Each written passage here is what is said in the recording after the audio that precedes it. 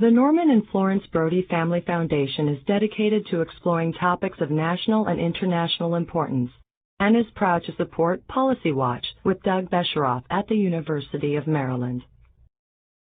From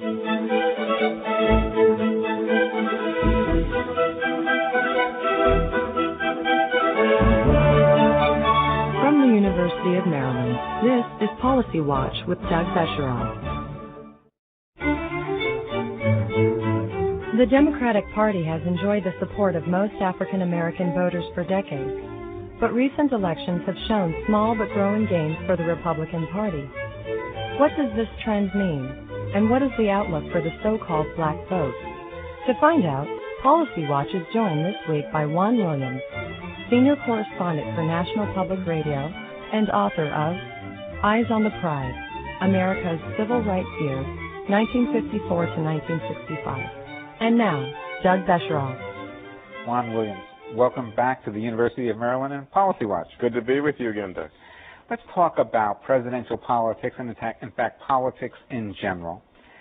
Some analysts think it was black votes for George Bush in Ohio and Florida that explained why he won the 2004 election, or at least why that election didn't go to the courts and perhaps be there for years. Let me just give you a couple of numbers and then ask you what's going on. So in the year 2000, about 8% of African Americans voted Republican. In 2004, 11%. Not so much more, it's 3-4 percentage points. But in places like Ohio, the number went as high as 16%.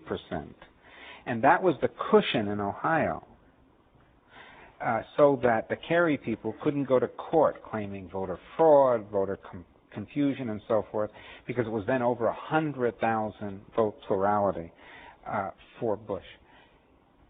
What's going on here with these black votes for a Republican?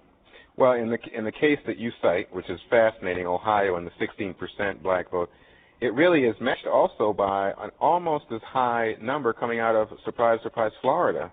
So you see, and there are places like Oklahoma, there are specific places where you see a real jump in terms of African American votes for President Bush in 2004. And in large part, it's not coincidence. It's the result of strategy by people like the president's top political advisor, Karl Rove, Ken Mehlman, who's now the head of the Republican Party. They put money and effort into black churches in those areas, understanding the power of black ministers, and they appealed in terms of cultural issues like gay rights and said, you know what, in terms of gay rights, are you comfortable? Do you believe in gay marriage? And really put that to, I think, appeal to the conservative attitude that is so ingrained, I think, in much of black America, but certainly in the black church community. And the consequence was that you saw a real perceptible bump in terms of the turnout and the vote for President Bush. Let's divide that in two parts because you made a number of points. The first, they put money in the black churches. Now, it's not like they kind of put some money in people's pockets and said, don't forget to vote, although that happens in politics more than we like to talk about.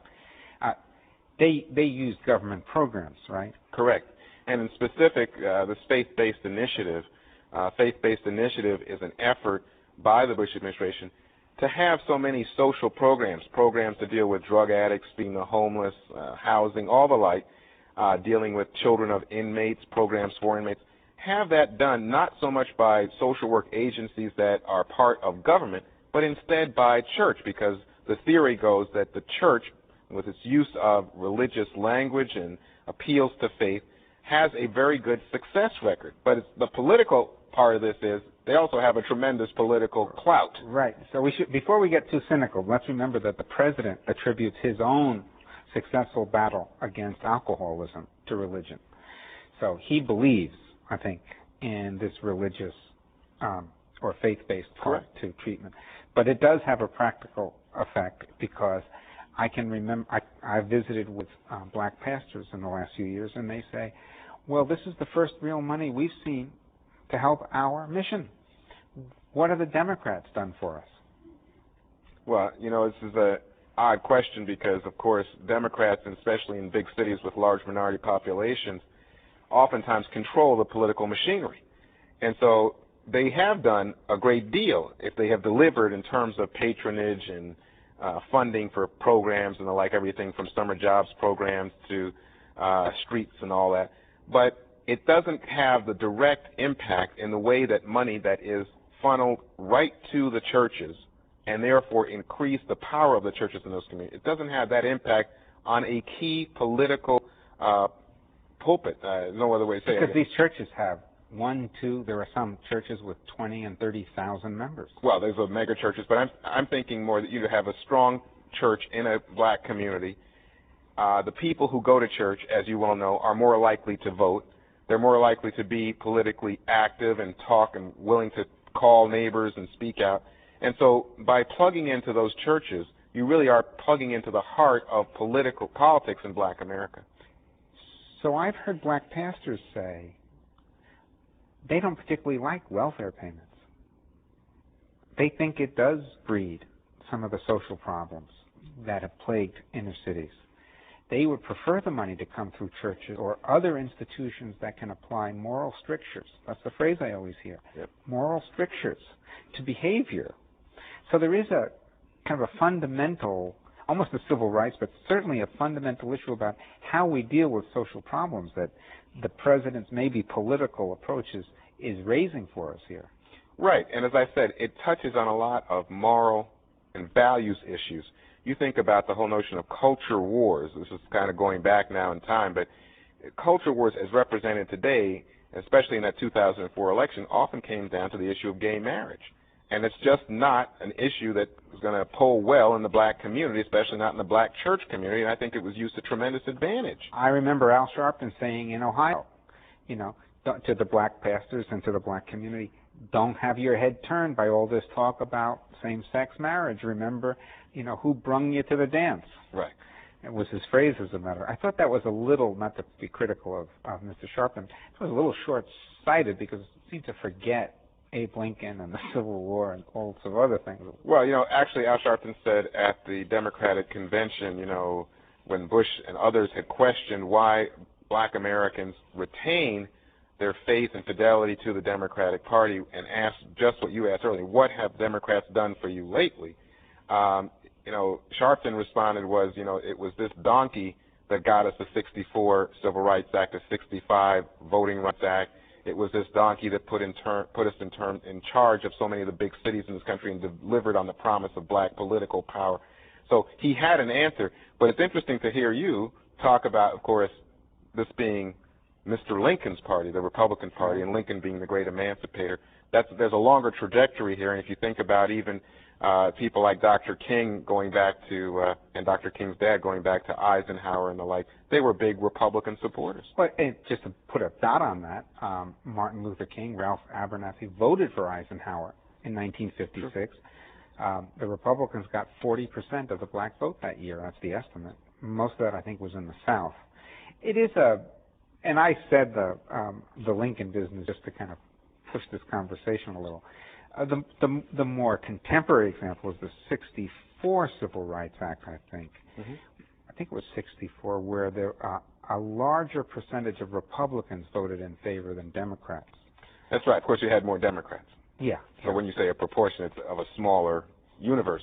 But the point is often made by Republicans that you wouldn't have had a Civil Rights Act, you wouldn't have had a Voting Rights Act if you didn't have Republican support, and that the heart of the opposition was coming from Southern Democrats, Dixiecrats, who were, of course, heirs to the segregationist tradition. But then there's no doubt that someplace in the 60s comes the Southern strategy. Oh, I don't think there's any question. Remember that President Johnson says very clearly that once you have federal action to promote integration, for the Democrats, this is going to mean we're going to lose the South for all time. And the Republicans have taken advantage of this and used arguments over states' rights and the like to promote a Republican control almost universally now of the South, except for the black population, except for these districts that have been gerrymandered so that there are black majority districts in the South. I'm not sure I agree with that. I'll tell you two reasons and then ask you to respond. First, what I know about Lyndon Johnson, he wasn't ready to turn his back on an entire 130 electoral votes. And there was all this talk about the fact that to continue winning in the South, they had to get more black voters. So there's sort of an ambiguity there. But I would put to you, you've been reporting on what's happening in the South for the last 20 years. I think race is only a small part of why Democrats are not winning in the South. Don't you think that if Democrats were on a different side and foreign policy issues on a different side about same-sex marriage, they'd be competitive in the South? Well, I think the cover now is this whole values argument that we've touched on, not just with regard to gay marriage or same-sex marriage, but also with regard to display of the Ten Commandments, gun control and the like. But, you know, what strikes me is that race remains sort of a touchstone, a real divide. It's not stated, it's not addressed in that way. But there is a high level of segregation, a high level of tension over affirmative action, whether it's in contracting or education. And so what you get is a sort of divorce in terms of these communities that are side by side and have so much in common, black and white Southerners. But you get this sense of the blacks are going one way and the whites are going another, and it's just unbelievable. If you look at the rate of white males voting Republican in the South, it's overwhelming. And it's a majority of white females. So what you're coming down to then is black and Hispanic voters who are the ones who are the remnants, if you will, of the Democratic Party. Remember, though, that you do have white Democrats like Jimmy Carter, like Bill Clinton, who rise to the presidency, and rise to the presidency in large part because they are able to claim that they were sons of the South and challenge that Republican dominance. Right, and they do win in the South. Yeah. There is a problem also, I'll drag this out, because there is a problem when the Democrats try to turn to those whites in the South. You're going to recognize this right away. White folks in the South who drive pickup trucks with Confederate flag decals on the back ought to be voting with us. Now, in fairness, I'll read the rest of the sentence because he was making a point, right? And not the Republicans, because their kids, these are the kids with the Confederate flags, don't have health insurance either. And their kids need better schools, too. So he was not making a kind of a bold-faced appeal to whatever racists or whatever, but it was not the tone, right, to attract either vote. No, and I think that Howard Dean's mistake here was that the way that it was conveyed suggested that he wanted the Democratic Party, which, you know, it's so key to its base in terms of that black support, to somehow say, well, wait a second, we want to now reach out for these guys in the pickup trucks with the Confederate flags and the gun racks. But, you know, if you read the whole quote as you just did, you understand that he's really reflecting something that Dr. King once said, which is that poor whites and poor blacks have a great deal in common. And the way that the upper class in the South, kind of the land-based gentry, had kept poor whites and poor blacks from forming a political class that could have challenged for control was, King said, by feeding poor whites the bread of hatred and making sure that they had this notion that, well, you're at least better than the black man, no matter whatever your condition may be. And that this was really an attempt to divide a potential political colossus. We have an argument about what happened before 1964 and a story between 64 and whenever. But things feel as if they're changing now. The Republican National Committee seems as if it's reaching out to Republicans. You're watching this. What do you see besides the faith-based funding? Well, you got to understand the calculus. Ken Mehlman, for example, who's the chairman of the Republican Party and who is, in fact, a Jewish kid from Baltimore, has said, you know, the Republican Party made a mistake by just assuming that they couldn't get the black vote in the last few election cycles. And what he is saying is, if you are an entrepreneur, a black entrepreneur, and you're looking for an opportunity to do something, the Republican Party wants to deliver for you. If you're a black parent that's looking to improve your child's chances by going to a better school, either because of the No Child Left Behind and we're trying to improve and put standards in place, or because of vouchers programs, charter schools, all the rest, the Republican Party has something for you. The whole notion is the Republican Party is acting to win those black and Latino votes in a way that the Democratic Party has not been. This is very aggressive. Of course, if you were to ask Democrats would say, they've been working all along to protect the rights and to deliver services and a social safety net to black and Latinos who disproportionately, of course, in America are poor people. But it does sound like an agenda, right?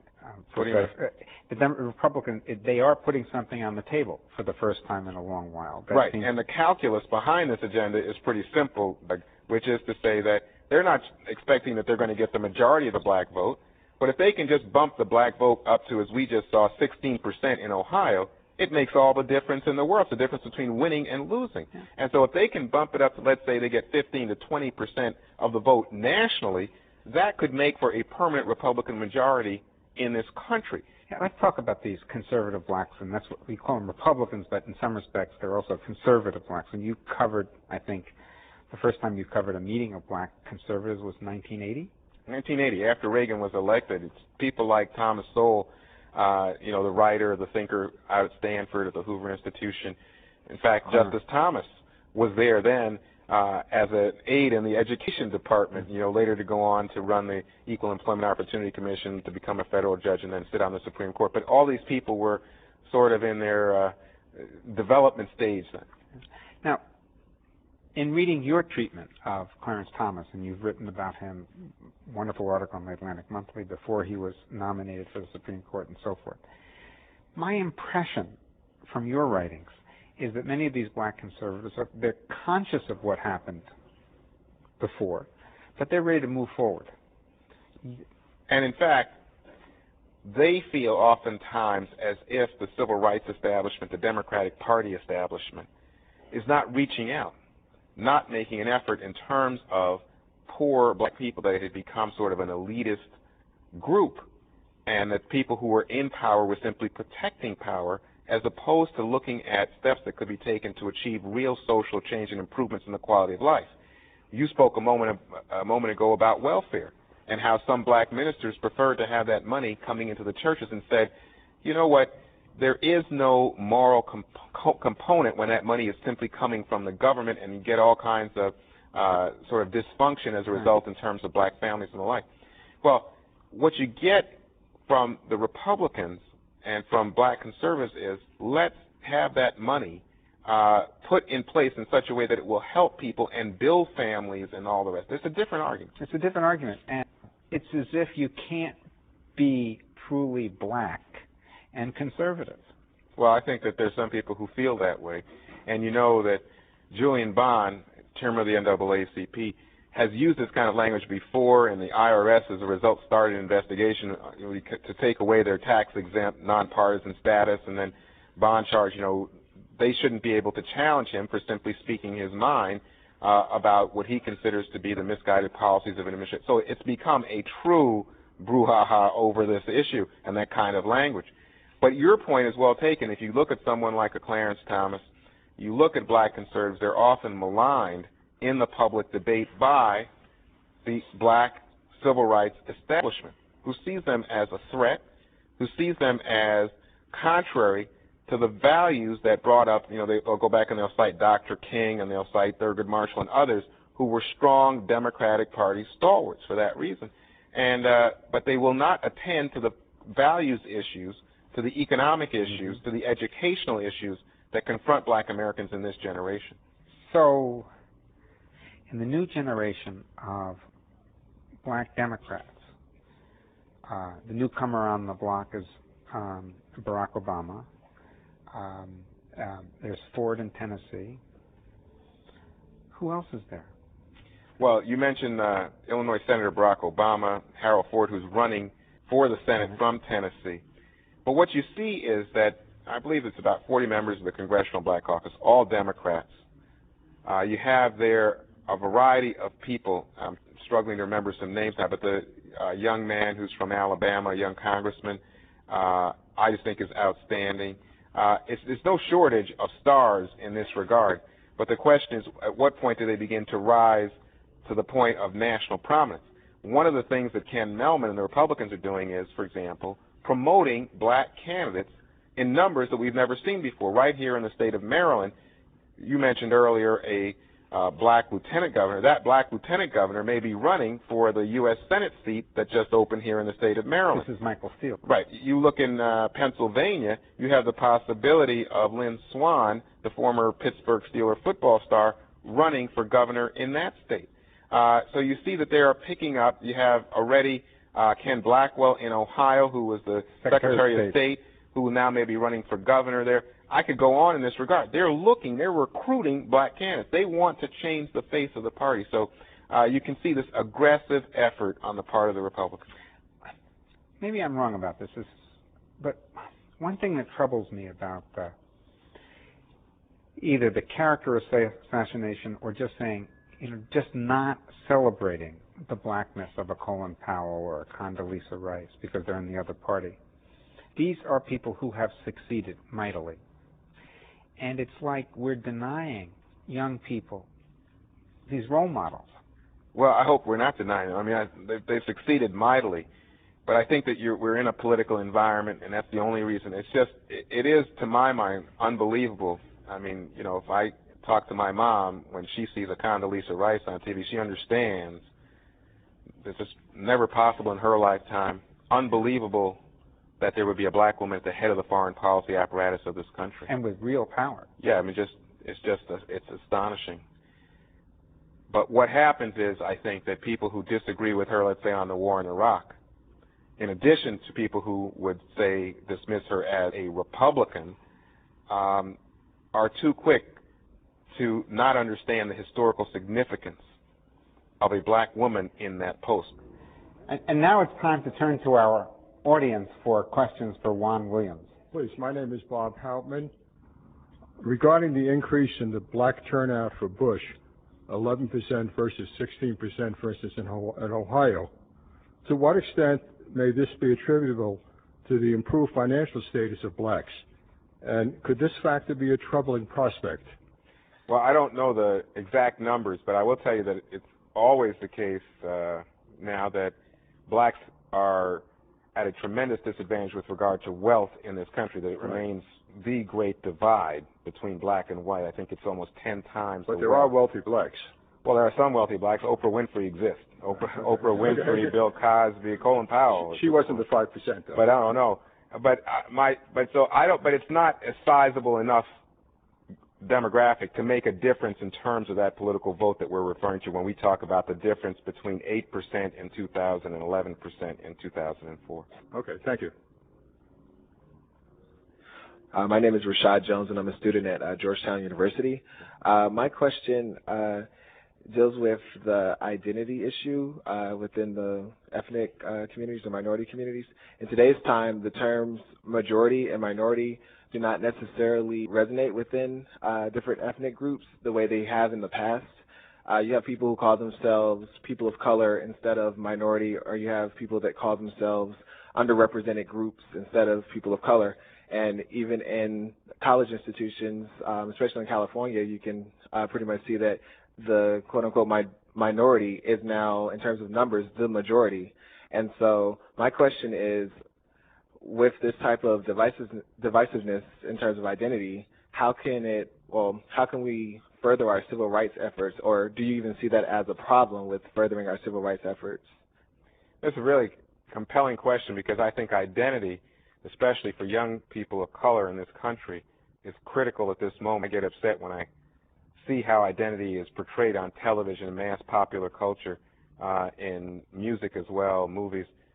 It tends to be quite divisive and accentuate negatives and stereotypes rather than positives. I'm thinking about, for my sons, for you as a young black man, images of, gangster rappers and, the whole notion of, if you're not a comedian, if you're not doing minstrelry, or if you're not an athlete or a rapper, then you're not authentically black, you're not really down with it, This to me is just crippling in terms of allowing people to reach their utmost in terms of aspirations, and devalues education. If you notice, there's no image there, no complimentary image of a black person who's using their intellect to advance themselves in their community.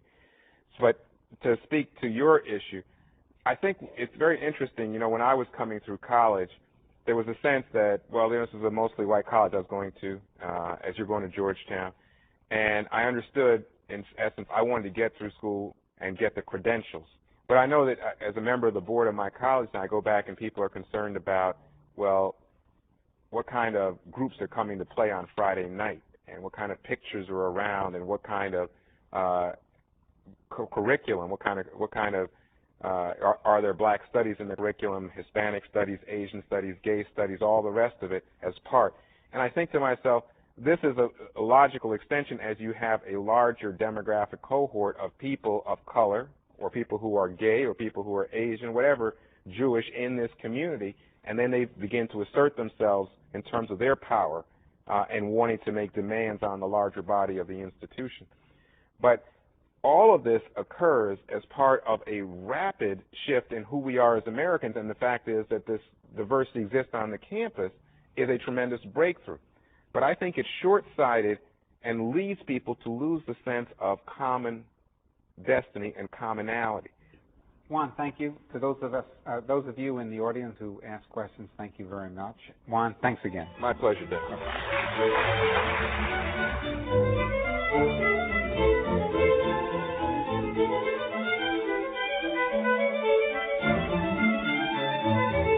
This program was produced by the University of Maryland, which is solely responsible for its content. The Norman and Florence Brody Family Foundation is dedicated to exploring topics of national and international importance and is proud to support Policy Watch with Doug Besheroff at the University of Maryland. We are PBS.